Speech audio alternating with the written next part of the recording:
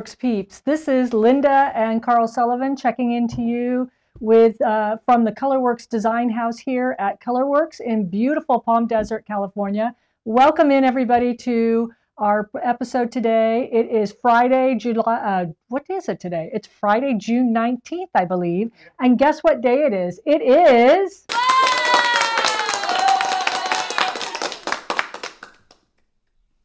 That is right. It is Fab Friday. Welcome in, everybody. We're going to be talking about how to set your machine up for machine fusible applique today. I'm going to be talking about doing stitches next week, so I hope you'll join us at the same time. The quilts behind me here, I have Mod Cat on one side, Mod Dog on the other side. They're hanging today because, of course, we're going to be talking about fusible machine applique, one of my favorite subjects. I want you to go ahead and like and share this video with friends and family and other quilty buddies. That's the way we garner more face and eyeballs here and spread the colouricious love around to everybody. And give us a comment and let us know you're out there, or a wave or a hello. Mr. Carl Colourwerx is at the controls, and he'll be putting up some comments as we go through the broadcast today. This is episode number 4 of our Facebook live streaming. And so it is still an experiment in process as we go through here. And I want to let you know what we've been up to these days. We've been kind of quiet, not posting a lot of new stuff, and that's because we simply can't. We've been doing a lot of secret sewing, so we've been doing a lot of designing for our friends over at Applique and our friends at Free Spirit Fabrics. We've also been working on what I like to call the surface pattern design, which is what it is called. And what that means is it's basically, well, I'll show you an example. So something like this notebook. This has a design on it that is called a surface pattern design. And so what happens is somebody designs this actual design, and then it gets licensed out to either become a notebook or paper plates that you see in the store, or sheets, or leggings, or fabric. And so we've been working a lot on developing what you call surface patterns for licensing for future opportunities right now. So while we're all staying at home still, that's kind of what Carl and I have been doing here. I'm looking at my notes here. So let's see, is anybody, Carl, checking in from anywhere? Julie, hello, nice to meet you. And I mean, I know you, so nice to see you here. Thank you for checking in today. Well, gift cards. Let's talk about gift cards. Gift cards are now in the shop. So if you want to get a gift for yourself, or you need a gift for somebody, you can get a Colourwerx gift card also at our Colourwerx shop. And speaking of that, we give away a $10 gift card every single week to a winner randomly picked from answering a question that we ask at the end of the broadcast. So we're going to announce this week's winner. If you're not tuning in, never fear. I will contact you and get you your gift card. It comes electronically. So Carl, who is this week's winner? Well, last week's question was... Oh, sorry. Last week's question that everybody answered was, what was your favorite notion for precision piecing? And this week's winner is randomly...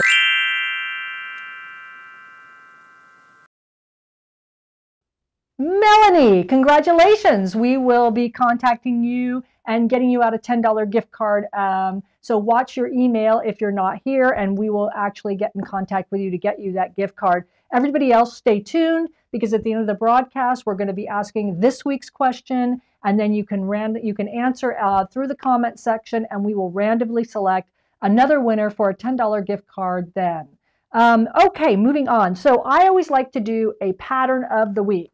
This week, the pattern of the week, and this is always a Colourwerx pattern, is paint box. Now, we did a Colourwerx quilt along with paint box. So if you go to our quilt along page on our website at colourwerx.com, you can find all the blog posts and companion video tutorials to paint box, which will help you along. But I want to do a little slideshow, because what I love about this pattern, and Carl designed this pattern, and we actually did it for our signature line at Applique, which was Jewel Box.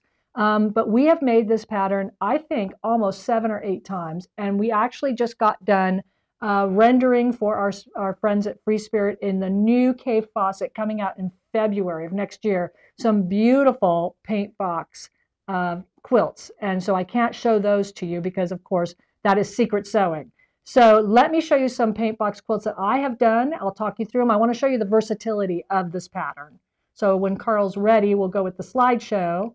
There you go. So that is the first one that I made. That was the test one, and it was made out of the Hoffman Me and You Batiks, and I think it came out great. It's a beautiful jelly roll that's still out there. It's the Hoffman Me and You Batiks, and it's beautifully bright. I'll show it to you in person in a minute. The next one. This was our jewel box that we did for Island Batiks, and we actually do still have a kit in the shop for that. So if you're interested in that one, I have one kit left to actually make that Island Batik paint box pattern that comes with the pattern and the fabrics to make it. Next is Krista Quilts. So this was Krista Quilts' new fabric collection called Gridwork. And this was one that we did for her and the Benetex folks.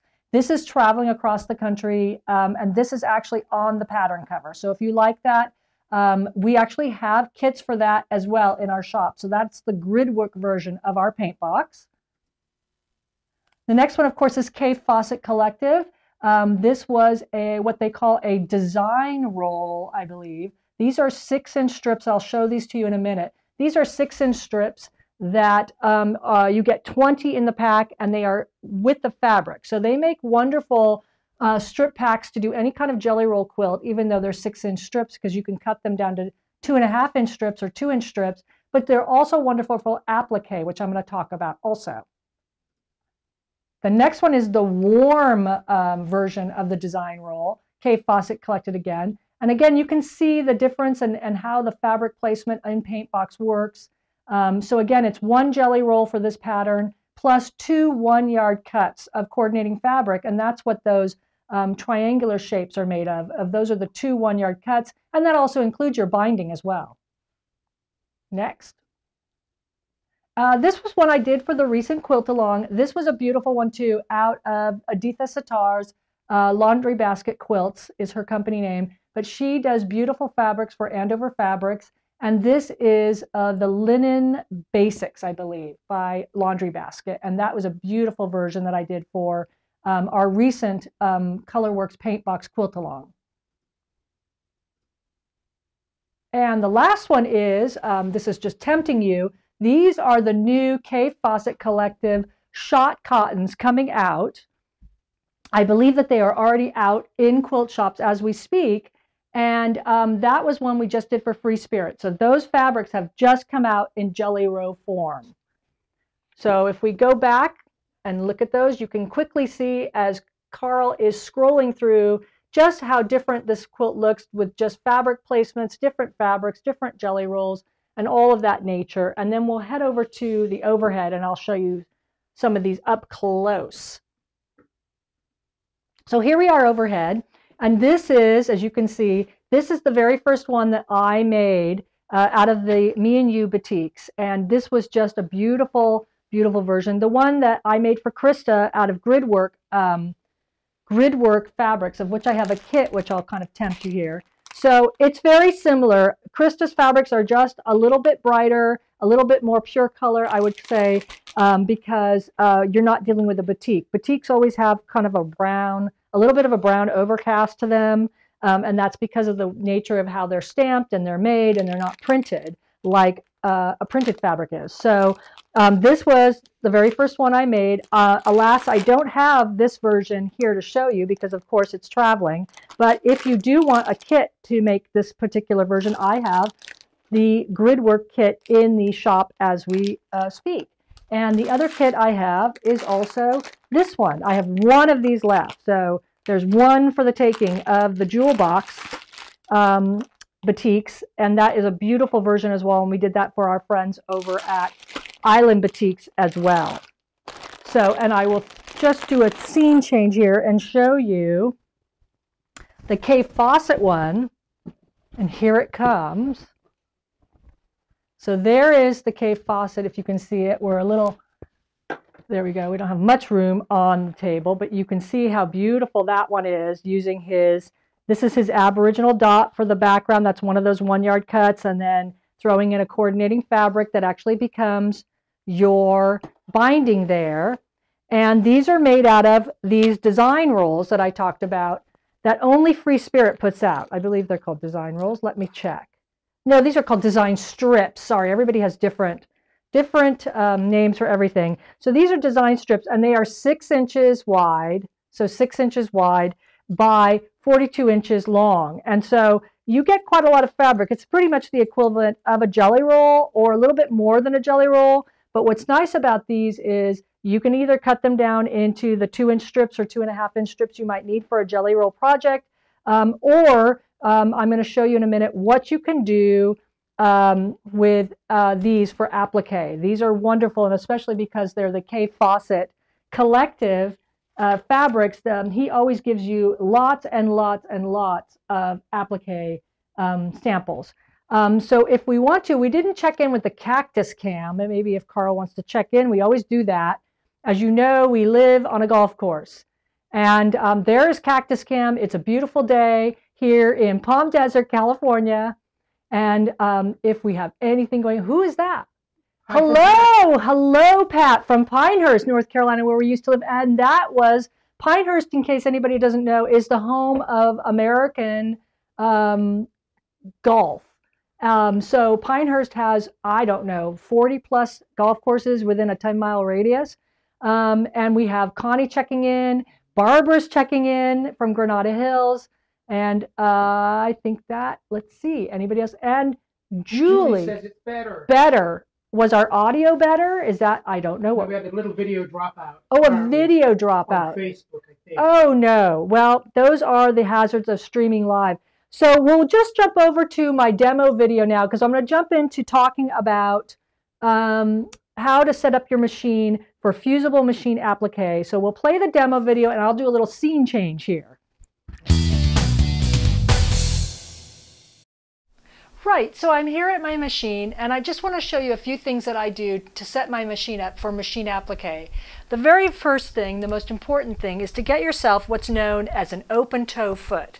And this is what it looks like on my Bernina, but yours will look similar too. It's a presser foot that has absolutely no plastic, no metal in between the two prongs. And this allows you to see the open road in front of you as you're applique stitching. The other thing I do is I always change my needle to a 9014 Schmetz Microtex needle. That needle is perfect for applique stitching. It has a super sharp point and also allows me to change my thread no matter what weight of thread I'm using, thick or thin, and the needle will not break and the thread will not fray. I also put in my bobbin a neutral colored thread, such as this gray thread that I use for piecing. This is Aurifil number 2615, light gray. You can tell it's 50 weight because it has an orange colored cone to it, but any patchwork piecing thread would work. Now, if I've already machine quilted my background fabric and I've put a backing fabric to it, I would put the same color thread as my backing fabric in my bobbin at that point, so that this would not show up quite so obviously on the background. The next thing I do also is I set my machine to a zigzag. So again, I'm on my Bernina, I've set my stitch width to 3.0 and I've set my stitch length to about 0.9. It usually is anywhere just under the 1 for stitch length. Now you're going to want to test this, and every machine is going to be slightly different. So you're going to have to find the zigzag stitch width and length that works best for you. Once I've set up my machine, I'm just going to take a test piece of fabric and go ahead and stitch through one straight line of zigzag. I do this each and every time I start to applique. No matter if I've just come back to the machine the next day, I still test. Just stitch a straight line, and let's see what that looks like. That looks pretty good. You can see that my tension is good. I don't see any bobbin thread coming up on the top, and on the back, I don't really see any top threads coming to the back. So I'm good to go, and we'll start applique stitching. Right, so I do that every single time I'm starting out a new project here. I want to give you a close-up view of some of these presser feet. So one of the biggest questions I get asked in class when I teach applique is, how do you do such perfect applique stitching? And I'm going to be really honest. The first answer is practice and knowing your machine. The second is actually getting yourself this open toe foot. And if you can see this close up in the camera there, it is wide open in the middle right here. There's nothing impeding my view whatsoever. And so that is the key, I think, because if you can see where you're going with your stitching, you can do better applique stitching. A lot of people think they can get away with using, and these are from my Bernina machine, just so you know. So yours may look a little bit different, but a lot of people think they can get away using this foot. This is the all-purpose presser foot, and you can see that there's metal right in the middle there. I can't see where I'm going for the life of me because the stitch is happening right in that rectangular part right there. So if I had to keep my eye on that rectangular part, I could not see where I was going because there's metal in the middle versus this one, as you can see, nothing in the middle. Bernina and some high-end machine dealers also make this kind of foot. I don't know, let me get my hand out there. So you can see the plastic there in the middle. They call this an applique foot. I don't really like it, and probably that's why I'm not a Bernina ambassador. So I don't really like this foot. It hops, and that's what I don't like about it. It tends to go up and down and hop like this, you know, across the fabric. So I much prefer just using my open toe foot, and that's a very important foot. So if you're beginning to do machine applique or you want to do better machine applique, make sure that you get this open toe foot, because this is really the key to doing successful machine applique, first of all. The second thing I want to talk about is fusible web. A lot of people, this is the second most question I get asked, is what fusible web do you like to use the best? Well, my favorite is this, which is Heat and Bond Light. So I'll put that up near the camera. It's just a simple fusible adhesive web. It's sold at all the stores, Michael's, Walmart, every quilt shop probably has it. I like it because it's very dependable and it's consistent. It has, you know, bumpy fusible part on one side here, right there. That's bumpy, and that's your fusible part. This is the smooth side, which has the release paper on it, is the part that you draw your shape on. And it always, always, always works with a hot iron, with a steam iron. It doesn't matter. The other fusible web that I use sometimes is this, which is the gridded Steam-A-Seam Light. So it's actually Steam-A-Seam 2 Light.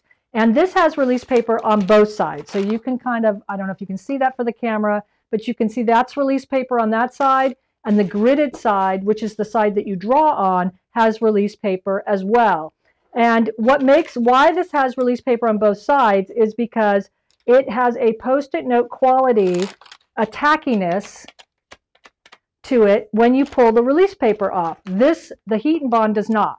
So what makes the Steam-A-Seam good to use in certain options is if you're doing something like Laura Heine's collage applique, where you're having to fussy cut a bunch of motifs, and you want to audition them out on the cutting board first, or out on the background fabric first, before you actually fuse them permanently to your background fabric. That's where the Steam-A-Seam 2 Light comes into play and is very handy. I must confess, though, this particular product is about 3 times more expensive than this product. So this will run about maybe $2.50, $2.99 a yard. This will run anywhere from $8.99 to $9.99 a yard. So that's why I prefer the Heat and Bond Light too. There are ways of, a lot of people say, well, if you build shapes upon shapes, it's going to get very stiff. You can cut out the center of shapes if you'd like, and have less fusible web on the background fabric. But those are the two I like. I'm going to jump over to my fish pattern here, because this seems to be another part where people get confused. When pattern designers put a little dotted line, as you can see it right here, can everybody see the dotted line that goes underneath the fish head here? And everybody goes, what does that dotted line mean? That dotted line actually is part of, let's say, shape D. So what I'm saying to people is include the dotted line when you draw out or trace shape D. Include the dotted line when you trace shape F. And those dotted lines indicate to sewists that those pieces or those applique shapes actually go under, let's say, the other shape. So for instance, the belly here goes under the fish head. And that's all the dotted lines mean. So if you see dotted lines, you're going to want to include them when you trace them onto your fusible web. Another thing I want to talk about that actually is kind of interesting is thread weight. So This is something I show in my machine applique class as well. Thread weight. And this is the same stitch, exactly the same stitch. I'll bring it up a little closer. Exactly the same stitch width and length. It's just different thread weight. And you can actually see there this particular petal was done with 12 weight thread, so it gives it more of a primitive look. And if you were doing wool applique, you might want to use 12 weight thread because that gives it that kind of hand look as well. So if you're looking to cut down your time or you don't want to do it by hand, or if you're like me and you really aren't that good at doing the buttonhole stitch by hand, then you do it by machine. The middle one is 40 weight thread, and the last one is 50 weight thread. And you can see that these were all done exactly the same stitch, same width and length on the stitch, just different thread weights. And I like to use Aurifil, so I'll just show you. So I know that my 12 weight thread is going to be my red cap. So when you go shopping for Aurifil at shows or in your shop, look, the red cap is 12 weight. That is your thickest thread, and you can put that through your machine. You just have to use a bigger size needle. So that is this one right here. This is 40 weight thread. Again, it's denoted by Aurifil by the green cap. So green cap is 40 weight, and that is a beautiful top stitch thread, 40 weight. And then the 50 weight, which we use for piecing and regular sewing and all that stuff, is always denoted by the orange cap. So the orange cap gives you your 50 weight. So when you're shopping at your quilt shop, just look for those colored. If you're into an Aurifil and you're an Aurifil person like I am, then look for the colored cones and you'll know exactly what thread weight you have. And the last thing I want to talk about, because next week we're going to talk about stitching, is overlay sheets. Sorry, I'm not leaving you. I'm just going down to the ground here. So let me move all that out. So an overlay sheet is really, really handy, especially if you have kind of a complicated design. This I would not call the fish super complicated, but there are many complicated applique patterns out there where you have many petals and leaves that have to go in the exact places and you don't want to screw it up. And so I have made an overlay sheet. This is a product called Pattern Ease. And I'm going to put it up into the camera here so you can see it. It's right there. Pattern Ease. It's sold at pretty much all the quilt shops, pretty much all Walmart, Joann's, Hobby Lobbies. It's really an interfacing to make clothing. So this is like you would put this in your, it's a non-fusible interfacing, and you would put this either in collars or cuffs, but also makers use it to make their patterns, but I use it because I like to make an overlay sheet out of it. And why do I like this? Because, well, it's pretty tough stuff. It's not going to rip on me after several uses. The other thing is I've got it stapled at the top of my background fabric here. I can iron right through it without it melting or fusing or degrading. If you try to use tracing paper, a lot of times your tracing paper is a one-stop thing. You use it and it's ripped and you can't reuse it. This I can reuse several times. And the way it works is, let's say I just want to make sure that I get this fish, all his shapes in the right place. You just simply take your fishtail or the first piece that goes down and you just put it right into position there underneath the overlay sheet. It's a guide for you. And so once I have that into position, I can just press that down and it's stuck. And I can actually leave the overlay sheet on and actually iron right over it and it's not going to burn. And then I could take that to my machine and stitch around that fish tail if I wanted to. Or I can add all my other shapes in place. So again, the overlay sheet is really helpful if you have a very complicated looking pattern and you really want to make sure everything ends up in the same place. So that's the overlay sheet. Again, you can do this out of tracing paper, or you could even do it out of a thin regular paper if you were stuck, or even a freezer paper. I would caution you on freezer paper because that will stick to your background fabric once you iron it through. So you would have to use it as a guide and then lift it and iron. But the Pattern Ease is really nice because you can just keep it in place and iron right through it. And the last thing I want to show you is, because I was talking about those design strips from Cave. Let me get those right here. So I was talking about, whoops, autofocus going on, those. And the wonderful thing is, if you're a beginning applicator and you don't have a large stash, this is the wonderful thing about Cave Fawcett, is he does these beautifully, he and his team, I should say, do these beautifully kind of complex, beautiful floral fabrics, lots of colors, also geometrics. And what's lovely about this is if you don't have a large stash, but you want to look like you're doing a scrap applique quilt, I'm just going to put my circle down here. And you can start to see, if I hope the camera's picking that up, how you can isolate designs within fabrics like so to get different shapes. And I've got like a little square here that might work better too. So like if I wanted to isolate and get a lot of mauve and purple, I could do that. I could cut a shape from there. And then on the same piece of fabric, I could move over here and get a dark blue. Same piece of fabric if I wanted a leaf, or I wanted to isolate something here like this leaf here. So this is a wonderful way of looking like you have an enormous stash, but you don't. And you're using these 6-inch strips here, and you'll get 20 in each pack to cut your applique shapes. So that's my little tips on applique to start out. Next week, I'm actually going to start, I'll actually give a demo on applique stitching. So with that, we'll go back to the cactus cam for a minute, check in, see what's going on as I move around the room. And if you guys have any questions, go ahead and shout out any questions in the comments right now. We'll try to answer them, or we will indeed answer them right after the program as well. There's a couple of hellos. Let me bring them up. Oh, Carl's getting comments Hello going. from Becky. Becky, hello. Thank you for joining us today. And one from Teddy. Hello, Teddy. We look forward to I seeing miss you. you. So yeah, Teddy was in one of my classes, the Applique Stitch Lab class. In fact, I think that was that like a year ago? It just seems eons. But hello, Teddy. So it's always great to have everybody here. I thank you guys so much for joining us.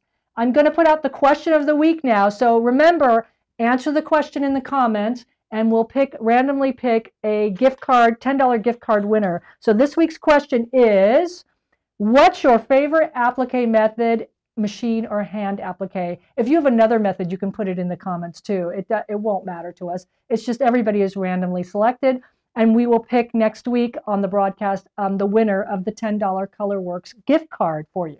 So again, I want to remind you to like and share this video with all your friends. We always put these up at our Colourwerx YouTube channel, which you can subscribe to. We will be posting these videos up in our Colourwerx Facebook page as it's streaming now, and in our Colourwerx Quilt Along page, of which we're trying to decide what the next Quilt Along will be. Tell your friends to join us every Friday at 10 a.m. And next week, again, we'll be talking about applique stitching on your machine. And I hope to see you then. Be safe. Have a great weekend, everybody. Thank you for tuning in. Bye-bye.